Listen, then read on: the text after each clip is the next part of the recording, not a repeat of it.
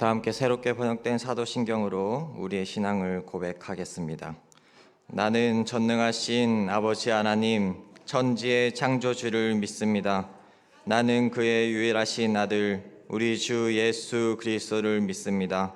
그는 성령으로 잉태되어 동정녀 마리아에게서 나시고 본디오 빌라도에게 고난을 받아 십자가에 못 박혀 죽으시고 장사된 지 사흘 만에 죽은 자 가운데서 다시 살아나셨으며 하늘에 오르시어 전능하신 아버지 하나님 우편에 앉아 계시다가 거기로부터 살아있는 자와 죽은 자를 심판하러 오십니다.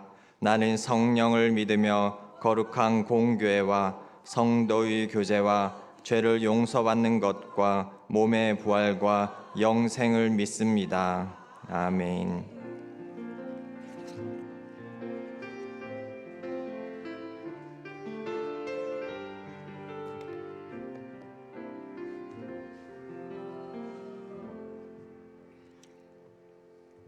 할렐루야. 찬양과 영광을 받으시기에 합당하신 아버지 하나님, 모든 영광 홀로 받아 주실 것을 믿고 감사드립니다. 오늘 또 거룩한 날 허락하여 주시고 시간 저희들로 하나님 앞에 나와 예배드리게 하심을 감사드립니다. 아버지 하나님, 우리의 예배를 온전히 받아 주시기를 원하옵고 간구합니다. 주님, 약속하셨습니다. 연약한 우리를 도우시고 주님의 뜻을 따라 나아가게 허락하여 주시는 것을 믿고 감사드립니다.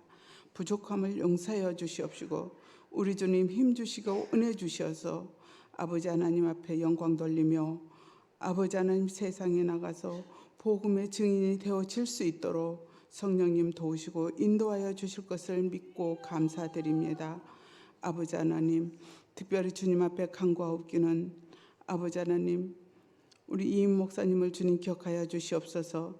더욱더 그 가정 위에 주님의 평안함을 허락하여 주시옵시고 주님께서 권능으로 붙들어 주시사 하나님의 뜻을 감당하기에 조금도 부족함이 없도록 성령님 도와주실 것을 믿고 감사드립니다. 또한 아버지 하나님 부교육장님들 주님 함께하여 주실 것을 믿고 감사드립니다. 더욱더 목사님을 보필하며 우리 강내교회를 아버지 하나님 여러모로 돌봐갈 때에 주님이 힘주시고 능력 주실 것을 믿고 감사드립니다. 또한 아버지 하나님 강내교회 많은 부서를 주님 기억하여 주시옵소서. 부서에 속하여서 주님 앞에 열심으로 충성하는 심령들을 주님 기억하여 주시사 정말로 아버지 하나님 앞에 잘했다 칭찬받으며 하나님께 영광 돌리기에 부족함이 없도록 성령 하나님 도와주시기를 원하옵고 간구합니다. 특별히 세상에 나아가서 복음의 증인이 되어질 수 있도록 우리 아버지 하나님 힘 주시기를 원합니다. 아버지 하나님 세상에 그리스도의 빛을 발하기에 부족함이 없도록 하나님 함께하여 주실 것을 믿고 감사드립니다. 오늘도 아버지 하나님 단을 세워주시는 고사무엘 전도사님을 주님 기억하여 주시옵소서. 아버지 하나님 말씀을 대변하실 때에 아버지 하나님 그 말씀의 능력을 더하여 주시사 아버지 하나님 듣는 심령들이 변화받고 하나님께 영광 돌리는 심령이 다 되어질 수 있도록 주님 도와주시옵소서. 모든 순서를 주님 함께하여 주시사 우리 아버지 하나님 홀로 영광 받아 주실 줄을 믿사오며 예수 그리스도의 이름 받들어 감사하며 기도합나이다.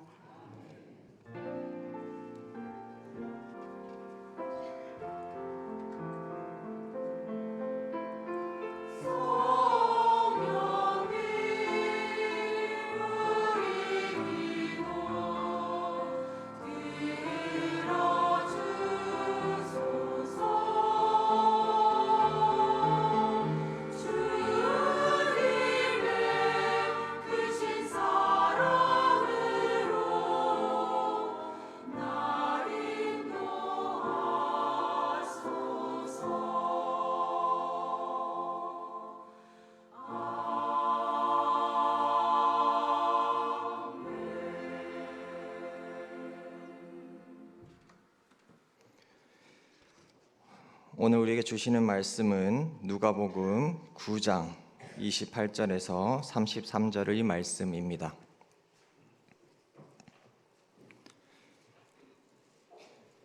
누가복음 9장 28절에서 33절의 말씀은 신약 성경 107쪽에 있습니다.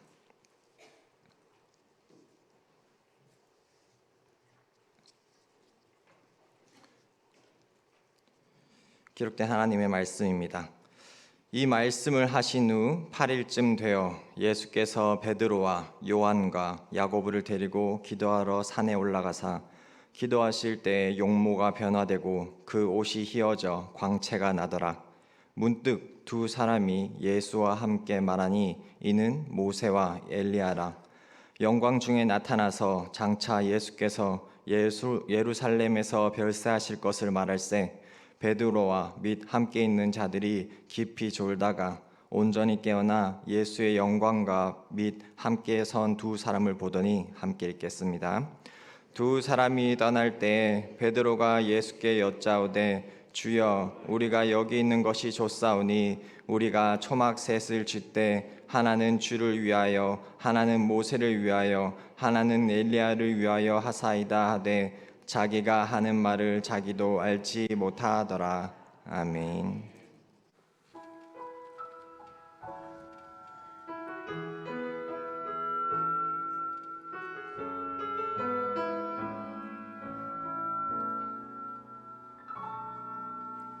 이 세상을 살아가는 동안에 나의 힘을 의지할 수 없으니 기도하고 낙심하지 말 것은 주께서 참 소망이 되심이라. 주의 이름 걸어가는 세상을 모르지할 수 없으니 감사하고 낙심하지 말 것은 주께서 참 기쁨이 되심이라.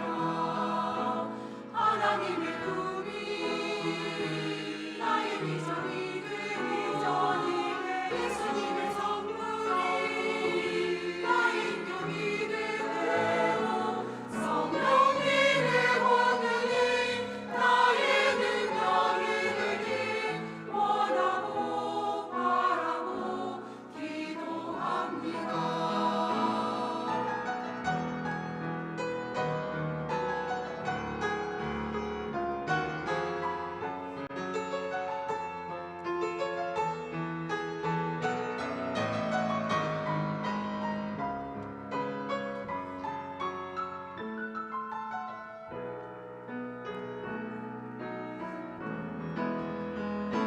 하나님의 꿈이 나의 비전이 되고 예수님의 성품이 나의 인격이 되고 성령님의 권능이 나의 능력이 되길 원하고 바라고 기도합니다.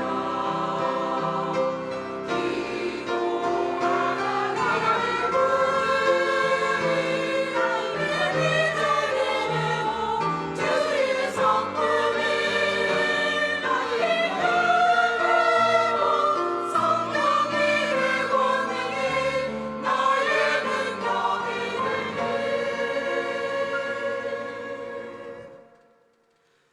원하고 바라고 기도합니다. 원하고 바라고 기도합니다.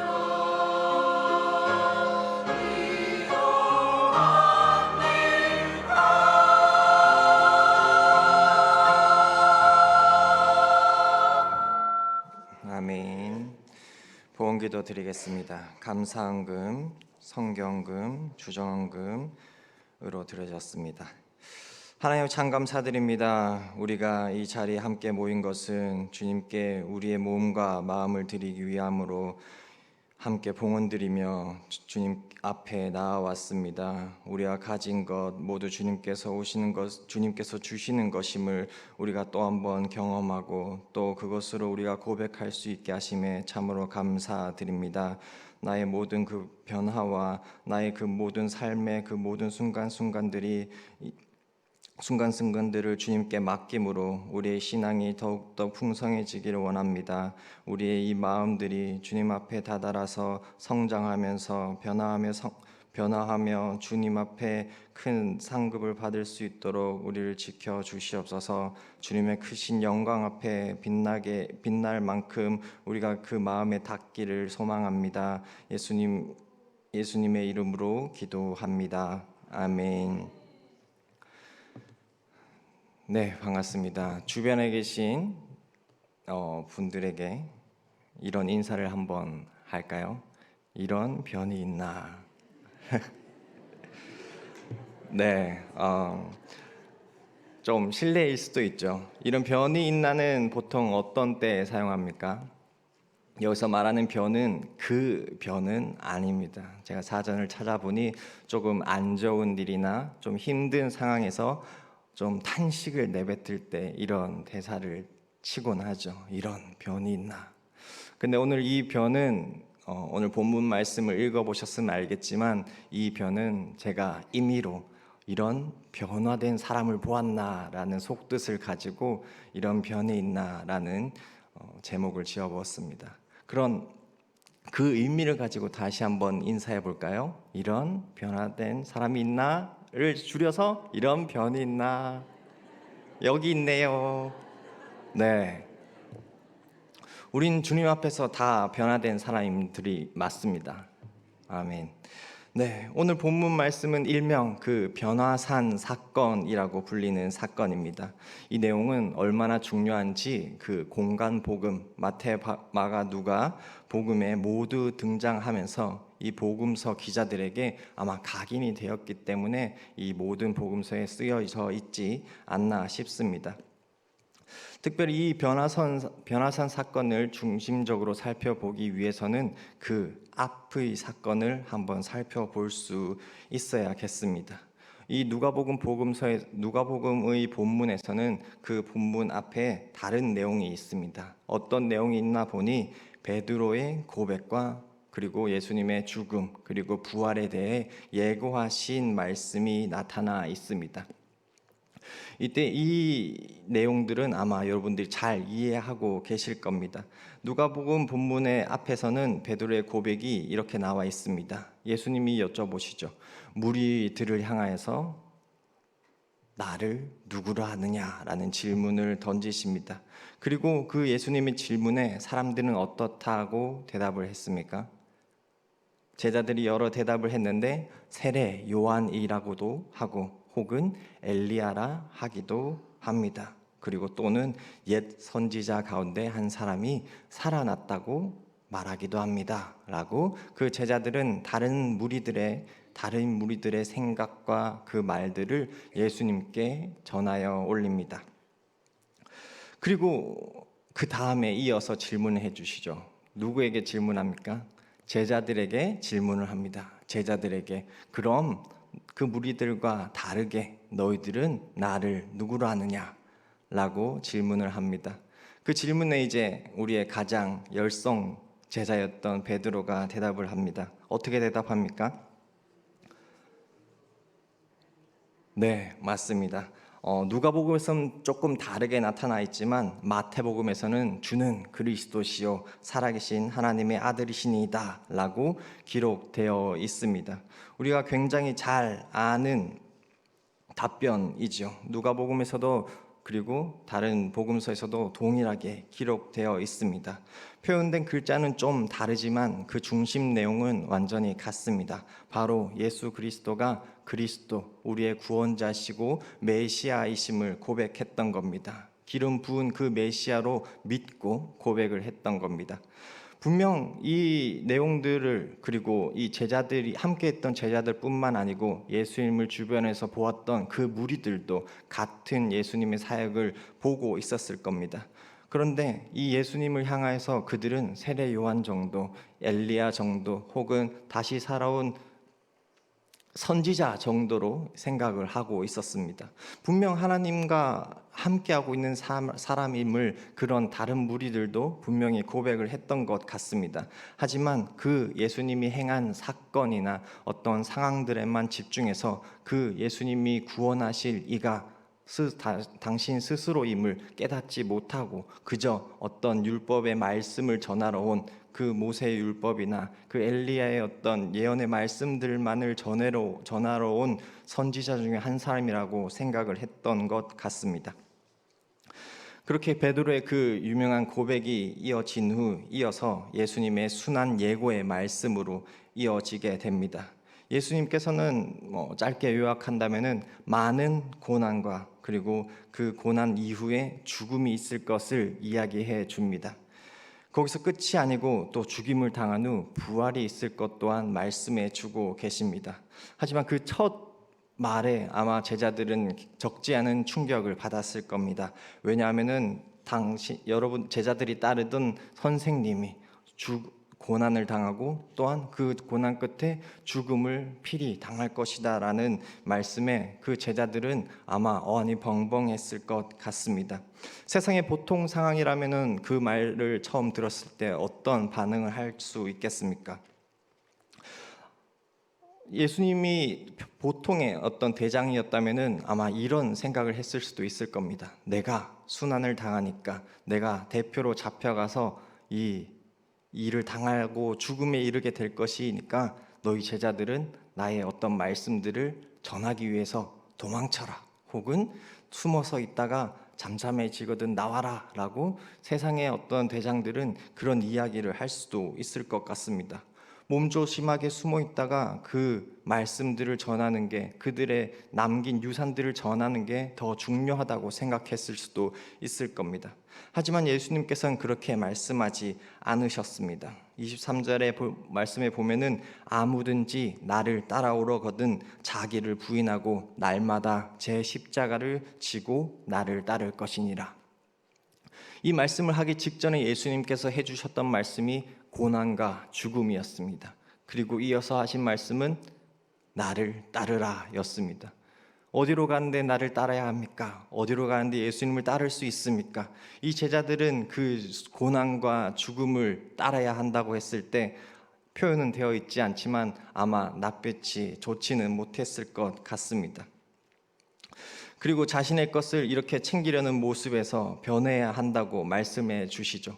그리고 그저 변하는 것이 아니고 그냥 방향만 트는 것이 아니고 한 가지 짐을 지어 주십니다. 바로 십자가를 지고 예수님을 따라야 한다고 하셨습니다. 그리고 이 말씀을 들은 제자들은 어떻게 행동했습니까? 지금의 우리처럼 이 말씀을 들은 그리스도인들처럼 바로 십자가를 영차 들어매고 지고 그리고 그리스도의 길로 따라갑니다. 그게 우리의 제일 좋은 모습이고 우리가 알아야 할 말씀입니다. 하지만 제자들 그리고 혹은 우리의 어떤 과거의 모습들 속에서는 그 십자가를 말씀 그대로 해주셨던 것처럼 따르지 못했던 순간이 많이 있음을 고백하게 됩니다. 이 말씀을 들었을 때 우리의 마음은 착잡할 수밖에 없을 겁니다. 마치 그리스도인들이 지켜야 하는 계명을 다 지키고 있었던 부자 청년과 같았을 겁니다. 그 부자 청년이 누가복음 이제 18장에 나오는 말씀에서 예수님께 묻습니다. 이 계명을 엄청 잘 지키고 있었으니 예수님이 그 계명 어떤 지켜야 되는 10계명들에 대해서 이야기해 주실 때 내가 도대체 무엇이 부족합니까? 라고 예수님께 반문하는 장면이 있습니다. 이 장면에서 결과도 그 과정도 우리가 잘 알고 있습니다. 예수님께서 그 부자 청년에게 해주셨던 말씀은 그 부자인 너가 너의 소유를 팔아서 가난한 자에게 주고 그리고 와서 나를 따르라 라고 말씀해 주셨습니다. 그리고 이 부자 청년은 그 말씀대로 기뻐하면서 순종하지 못했습니다. 아마 좀 전에 말씀드린 나에게 이런 재앙을 주시나 재앙의 말씀을 주시다니 라고 근심하면서 예수님의 모인 곳이 아닌 자신의 거하던 거하던 장소로 걸어 근심하며 나아가는 모습을 보게 됩니다. 자신의 목숨을 구원하고자 하면 잃을 것이고 예수님을 위하여 죽으면 구원받을 수 있다라는 말씀을 듣는 우리의 생각과도 같았습니다. 나는 이미 다 잘하고 있는데, 나는 이미 그 말려주신 그 말씀들을 잘 지키고 있는 것 같은데 더 이상 내가 무엇을 해야 하지? 내가 얼만큼 예수님을 위해 죽어야 하지? 아예 목숨을 끊어야 한다는 것인가? 라고 다르게 잘못되게 생각하기도 합니다.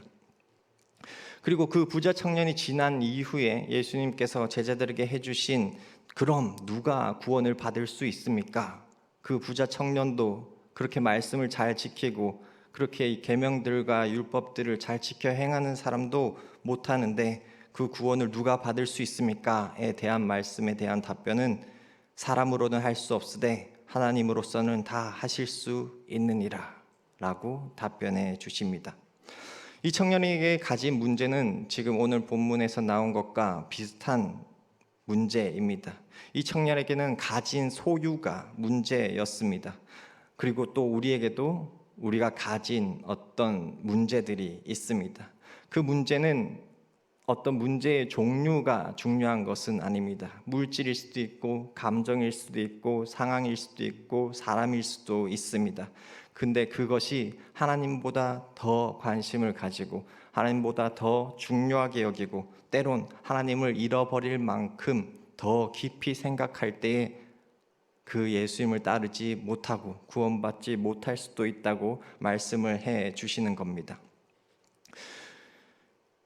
9장 말씀에도 분명히 십자가를 지고 나를 따르라 라고 말씀해 주십니다. 자신의 목숨을 구원하고자 하면 잃을 것이고 예수님을 위하여 죽으면 구원을 받으리라 라고 말씀해 주십니다. 우리는 이 말씀을 들을 때 어떻게 반응할 수 있습니까? 이 부자 청년과 같이 않게 때론 이 베드로의 고백처럼 고백할 수 있어야겠습니다. 진리의 말씀을 들은 듯 감동의 도가니에 빠져서 그럼 내가 드디어 참된 그리스도인 삶을 살아갈 수 있겠구나. 내가 가진 것을 모두 버리고 십자가를 냉큼 짊어지고 예수님을 따르는 삶을 살겠습니다 라고 고백하기도 하고 외쳐 전하기도 하고 세상 가운데 나가서 예수님만이 복음이라고 우리가 외칠 수 있어야 합니다. 하지만 우리는 어떻습니까?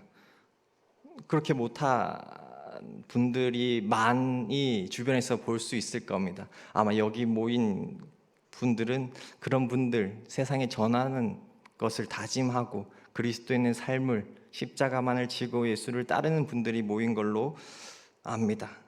근데 우리가 아는 사람들 혹은 나의 어떤 과거의 모습 가운데는 그렇지 못했음을 분명히 알 수 있을 겁니다. 그때 또 한번 오늘의 본문 제목을 이야기할 수 있겠죠. 이런 스스로 향하여 하는 말씀일 겁니다. 내가 어떻게 난 이만큼까지 해왔는데 더 이상 무슨 이렇게 힘든 고난을 주십니까? 그 말씀대로 살아가지 못함을 우리도 스스로 조금씩 깨달아 가고 있는 겁니다. 지금 현재를 살아가고 있는 우리에게도 당연한 말씀이겠지만 이 당시에 이 말을 듣는 제자들에게도 똑같이 들렸을 겁니다. 이 무슨 이라는 생각을 할 수밖에 없었을 겁니다. 자신들이 그대로 행하지 못할 수도 있겠다라는 생각을 가졌을 겁니다. 적당히 지킬 만큼 지키면 안 되는가? 지금도 충분히 하고 있는데 라고 생각을 했을 수도 있을 것 같습니다. 일반적으로는 도저히 이해가 되지 않는 말씀입니다. 하지만 우리는 이 말씀에 좋은 예를 가지고 있습니다. 우리가 가장 좋아하는 장군 중에 한 명이 있죠. 누가 계십니까? 그렇습니다. 이순신 장군이 했던 말 중에 필사즉생, 필생즉사, 반드시 죽고자 하면 살 것이고 반드시 살고자 하면 죽으리라. 비슷한 느낌으로 받아들인다면 우리는 충분히 이 예수님께서 십자가를 지고 나를 따르라, 예수님 위하여 죽으면 구원받을 수 있다라고 하는 말씀을 이해할 수 있을 겁니다. 우리의 목숨을 다 바쳐서 목숨을 바치는 방향이 예수 그리스도의 방향이어야 한다고 알려줍니다. 그 방향으로 나아간다면은 예수 그리스도께서 알려주시는 그 말씀의 방향으로 우리가 이전의 삶에서 변화되어 나아간다면은 구원을 받을 수 있다고 알려주시는 것입니다. 그리고 이런 말씀들 이후 이제 오늘의 본문입니다. 28절에서 이 말씀을 하신 이후에 이렇게 예수님의 고난당하심과 부활의 말씀을 들어서 이 착잡한 마음을 가진 제자들에게 며칠 뒤 지난 어떤 시점이었습니다. 8일쯤 되어서 굉장히 정확하죠. 아마 제자들 그리고 특별히 누가에게 엄청 충격적이었던 것 같습니다. 그리고 그 말씀을 들은 이후 8일 뒤에 베드로와 그리고 요한과 야고보를 데리고 기도하시러 산에 올라가셨습니다. 거기서 제자들이 마주한 것은 그 변화의 최고봉에 있는 어떤 획기적인 사건이었습니다. 말씀 가운데 29절에 그 예수님께서 기도하실 때에 용모가 변화되고 그 옷이 휘어져 광채가 났다고 기록이 되어 있습니다. 마태복음에서는 그 휘어짐이 해같이 빛났다라고도 기록되어 있습니다. 이 휘어짐은 어떤 의미입니까? 지금도 우리가 같은 의미로 이해하고 있지만 당시에도 그 하늘의 색이 휘어짐으로 표현되었습니다. 천사들이 입는 옷 또한 흰색이었고 그 평화와 그 사랑을 상징하는데도 이 흰색으로 대표되었습니다. 그리고 이 모든 것들은 그 예수님이 빛이 나므로 예수님의 어떤 근원이 그 빛에서부터 있다는 것을 다시 한 번 더 표현해 주는 장면입니다. 정확하게는 우리가 어떤 모습인지, 그저 후광에 불과한 모습인지, 온 전신이 산을 뒤덮을 만한 빛이었는지 우리는 정확하게 알 수는 없습니다. 하지만 우리가 분명한 것은 이 예수님의 영광스러운 그 육신에서 몸에서 나오는 그 빛의 광채가 그리고 그 변화가 거기에 있는 모든 사람들이 이 빛은 그냥 태양이 뜨고 밝아지는 빛이 아니고 분명히 하나님의 아들이 그 메시아임을 증거하는 하나님의 영광이 임하는 그 빛임을 그들이 깨달았을 것입니다. 또한 이전에 말씀해 주셨던 그 고난 이후에 이 빛을 보여주심으로 이 고난 이후에 예수님께서 그 하나님의 영광 가운데서 다시 부활하심 그리고 다시 회복될 것 또한 이 빛의 영광의 모습으로 암시되기도 했습니다. 30절 말씀에 이런 말씀이 기록되어 있습니다. 문득 두 사람이 예수님과 함께함을 목격하게 됩니다. 여기서 목격된 사람은 굉장히 유명한 사람이었습니다. 구약에서 아주 대표적인 두 인물이었습니다. 모세와 엘리야였습니다. 이 두 사람은 몇몇 가지의 공통점을 찾아볼 수가 있었습니다. 모세는 시내 산에서 그리고 엘리야는 호렙산에서 그 하나님을 체험했던 순간이 있었습니다. 그리고 그 모세와 엘리야의 삶 가운데서도 하나님과 소통하면서 그 하나님의 말씀을 전하여 이스라엘 백성들에게 수도 없이 전했던 순간들이 있었습니다. 이 모세와 엘리야는 분명 하나님의 영광을 깊이 체험했던 대표적인 인물이었던 것입니다.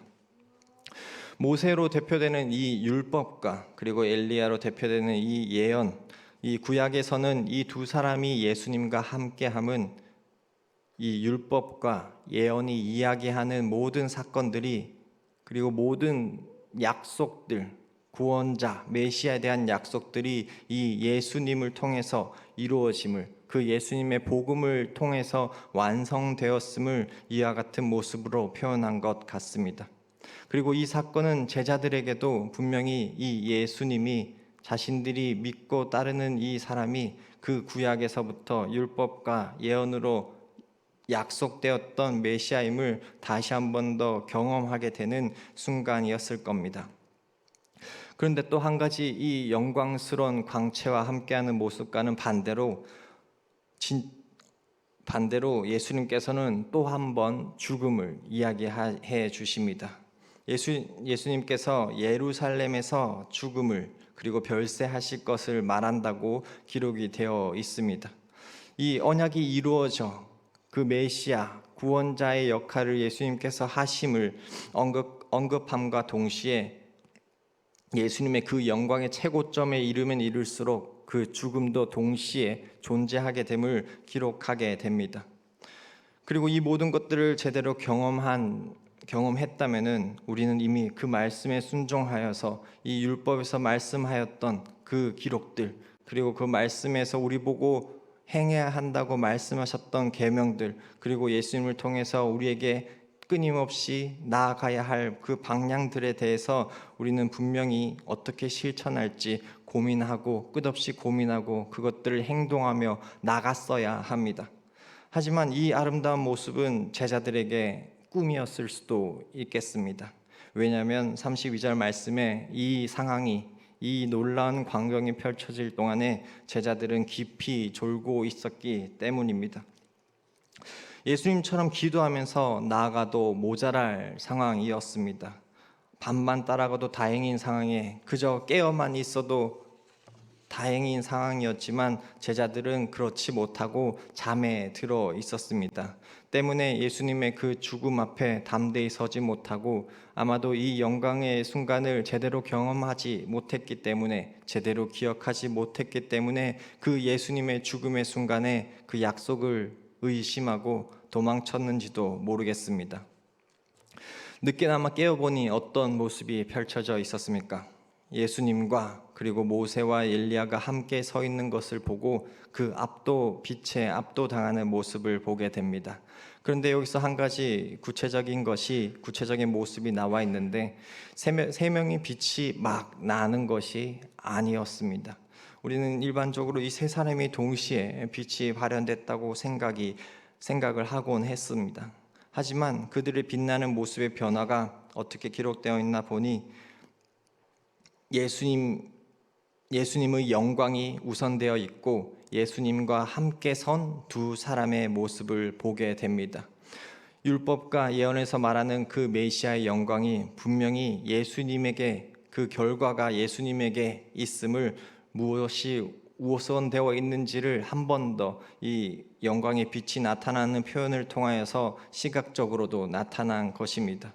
그리고 그런 영광 중에 뒤늦게 감동된 이 제자들 중에 베드로가 또 한 번 고백합니다. 주여, 우리가 여기 있는 것이 좋사오니 우리가 초막 셋을 쥘때 하나는 주를 위하여, 하나는 모세를 위하여, 하나는 엘리야를 위하여 하사이다. 베드로의 바람은 우리의 마음과도 같았을 겁니다. 그 하나님의 영광을 잠시라도 경험했을 때 그 순간을 계속해서 간직하고 싶었을 겁니다. 우리가 수련회나 어떤 집회의 어떤 열정적인 마음들을 굉장히 오랫동안 가지지 못했던 기억들이 많이 있을 겁니다. 그래서 베드로의 바람은 아마도 이 변화된 하나님의 영광의 빛을 계속 경험하고 싶고 또는 계속 유지하고 싶어서 이런 말을 했던 것 같습니다. 그렇지 못할 것이다, 고난당하고 죽임을 당할 것이다 라는 그 예수님의 말씀을 반쯤 이해하지 못한 것처럼 이런 반응을 했습니다. 우리는 이 말씀을 통해서 우리의 과거를 한번 떠올려 보기를 원합니다. 혹시 지금 이제 2월 첫째 주를 맞이하고 있는데 우리가 올해 2023년에서 24년을 넘어오는 송구영신 때 받았던 말씀들을 기억하고 계십니까? 우리에게 주셨던 말씀들, 아마 그 23년에는 어떠셨는지는 모르겠습니다. 우리가 그 1월에 받았던 그 말씀들이 12월까지 계속해서 우리의 마음에 곰씹어지고 계속해서 다짐하고 이것이 나에게 기도하면서 받았던 나의 말씀임을 고백하는 여러분들이었기를 바랍니다. 근데 되돌아보면은 우리가 지금 이제 2월이 됐는데 내게 주셨던 말씀이 무엇이었지? 성경책에 사이에 꼽혀 있는 말씀을 꺼내 보아야 또 생각나게 되는 그런 나의 모습을 마주하기도 합니다. 이 주신 말씀이 나에게 마음에 덜 드는 경우에는 더욱더 그러한 모습이 있을 것입니다. 그 말씀으로 내가 얼만큼 변화된 삶을 살아야 하는지는 분명 하나님께서 하실 일입니다. 하지만 그 하나님께서 하고 주신 말씀은 이미 주어졌고 그 말씀으로 인하여 변화되는 행동과 그 방향과 우리들의 순종은 우리에게 맡겨져 있습니다. 분명 처음 말씀을 주셨던 그 기도했던 마음으로 우리가 그런 말씀으로 인한 변화를 받아들이기를 원합니다.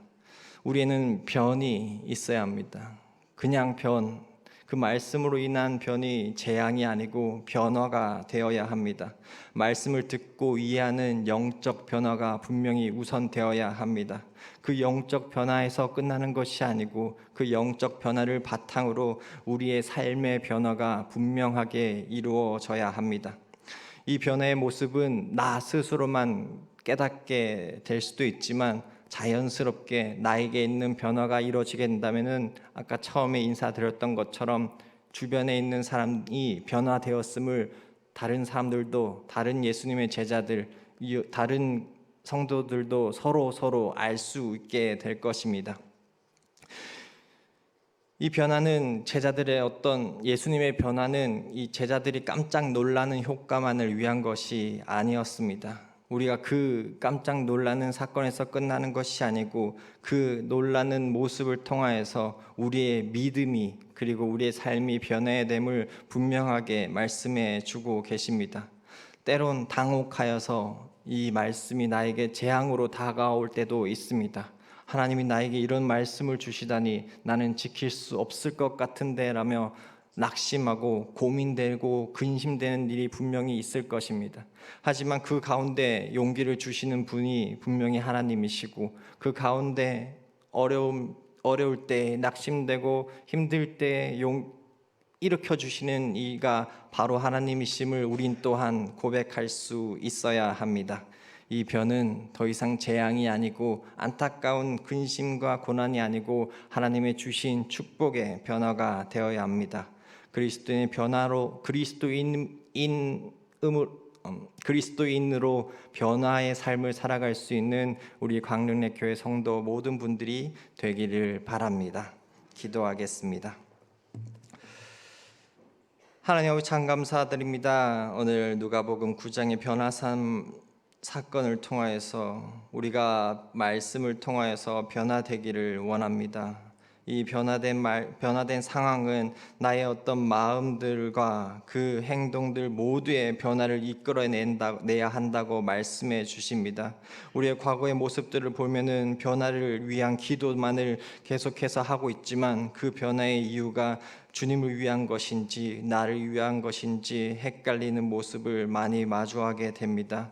우리의 앞으로의 변화는 분명 하나님을 향한 그 예수 그리스도의 말씀을 예수 그리스도의 고백들로 인한 변화이기를 고백해야 하겠습니다.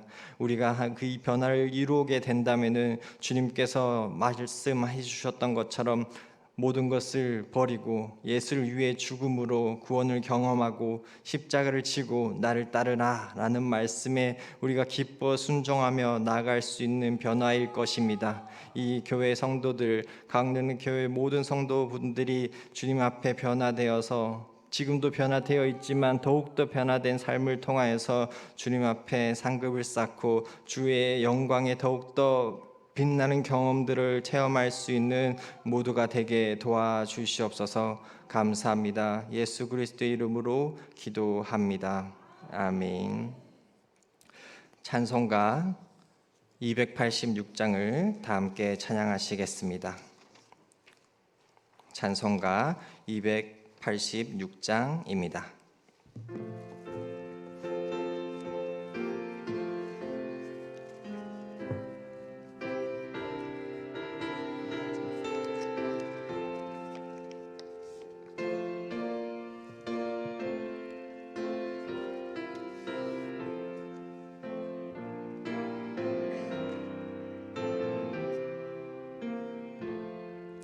주 예수님 내 맘에 오사 날 붙들어 주시고 내 마음에 새 힘을 주사 늘 기쁘게 하소서. 사랑의 주 사랑의 주 내 맘속에 찾아오사 내 모든 죄 사하시고 내 상한 맘 고치소서. 주 예수님 내 맘에 오사 내 소원 다하시고 내 무거운 짐 맡아주사 참 평안을 주소서. 사랑의 주 사랑의 주 내 맘속에 찾아오사 내 모든 죄 사하시고 내 상한 맘 고치소서. 주 예수님 내 맘에 오사 날 정결케 하시고 그 은혜를 내 맘에 채워 늘 충만케 하소서. 사랑의 주 사랑의 주 내 맘속에 찾아오사 내 모든 죄 사하시고 내 상한 맘 고치소서. 주 예수님 내 맘에 오사 내 길 인도하시고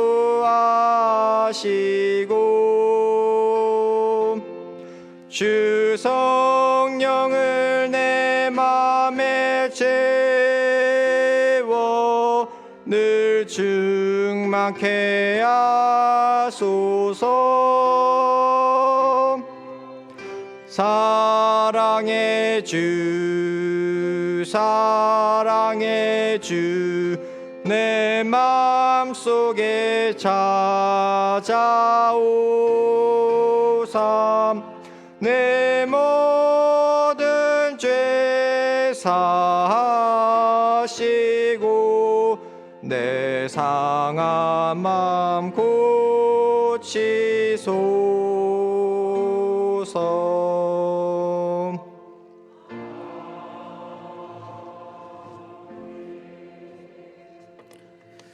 교회 소식 알려드립니다. 교회 소식은 주보를 참고해 주시기 바랍니다.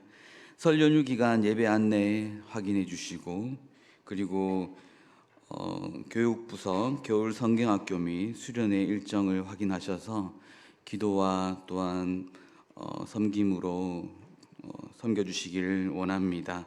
그리고 별세 소식이 있습니다. 화평 2구역에 조승길 집사님의 모친이시고 윤미경 집사님의 시모께서 하나님의 부르심을 받았습니다. 빈소는 의정부 성모 장례식장 오후실에 있습니다.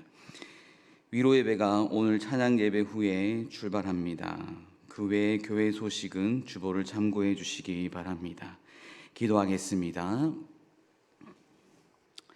이젠 우리 구주 예수 그리스도의 은혜와 하나님의 사랑과 성령님의 감화감동 역사하심이 오늘도 말씀으로 우리를 깨우시고 인도하심으로 말씀에 승리하며 말씀으로 승리하며 세상 가운데서 하나님의 사람으로 살아내길 원하는 우리 광릉내교회 모든 권속들 위해 하나님께서 영원토록 함께하여 주시기를 간절히 축원하옵나이다. 아멘.